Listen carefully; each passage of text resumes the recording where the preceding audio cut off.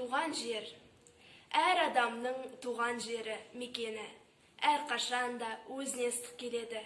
Анда-санда барып қалсам ауылға, жып-жылы боп самал желі еседі.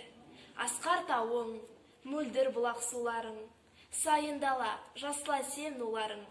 Жанға сая, дертке дауа қашанда, таңғы самал, саф ауасы таулардың. Бой түзедім, қос бұрымым таралып, сенің ыстық топырағыңнан нәр алып, арман қуып кетер болсам бір жаққа, шіркін, сені кет алсам ғой бірге алып. Туған жерім, туып өскен мекенім, енді білдім сағыныштың не екенін. Қалам алып жыр арнаймын өзіңе, көз жасыма ерік беріп кетемін.